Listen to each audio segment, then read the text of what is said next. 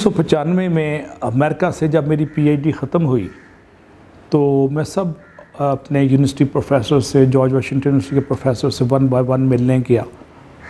मेरा एक की सुपरवाइज़र था, उसका नाम प्रोफेसर बिंगमैन था और वो कई सेंट्रल एशियन रिपब्लिक्स के एडवाइजरी बोर्ड पे था, उनके प्रेसिडेंट्स का एडवाइज़र था और बड़ा हाईटेक ग्लोबल प्रोफेसर था। बेंजामिन बिंगमैन उसका नाम था और बहुत ही सॉफ्ट स्पोकन, केयरिंग, लविंग, नहीं मैनी गुड थिंग जो उसमें नहीं थी।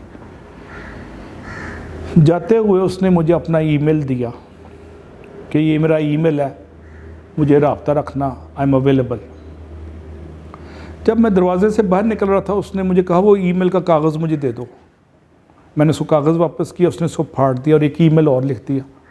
तो मैंने पूछा ये ईमेल गलत लिख दिया था आपने? कहता नहीं, ये सरकारी ईमेल है यूनिवर्सिटी का, अब तुम मेरे स्टूडेंट नहीं रहे, अब तुम पाकिस्तान जा रहे हो, तो ये अनएथिकल होगा कि मैं यूनिवर्सिटी का ईमेल तुम्हें दूं और उसमें हम प्राइवेट गुफ्तगू करें। अब ये हैं वर्क एथिक्स यूएस प्रोफेसर के। हालांकि ईमेल पे एक सेंट भी, एक पैसा भी नहीं लगता, जब आ रही है फ्री आ रही है, बिस्मिल्लाह।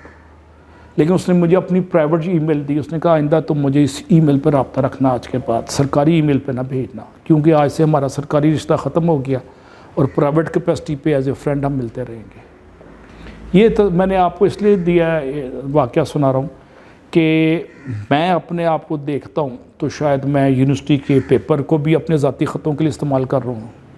हो सकता है मैं सरकारी फ़ोन में अपने दोस्तों से गप्पे मार रहा हूँ और 2-2, 4-4 हज़ार बिल आ रहा हो सकता है सरकारी गाड़ी में मैं घर जाते जाते 2-4 मील, 10 मील अपनी शॉपिंग कर लूँ।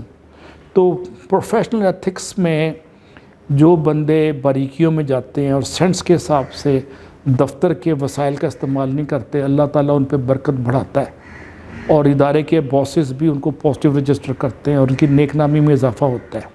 आज 32 साल बाद मुझे डॉक्टर बिंगमैन का ये वाक़या याद आया जिससे मैं 1995 में मिला था।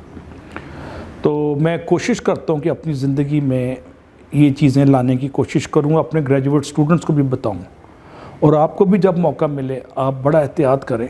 बचपन से हमें किताबें पढ़ाई जाती हैं कि फ़लाने खलीफा ने चिराग बंद कर दिया, कि सरकारी काम नहीं ज़ाती काम शुरू हो गया है। बचपन से हमें बताया जा रहा है कि कायद-ए-आज़म कॉरिडोर में लाइट्स ऑफ़ कर देते थे कि बल्ब फालतू चल रहा है, पैसे ज़ाया ना हो।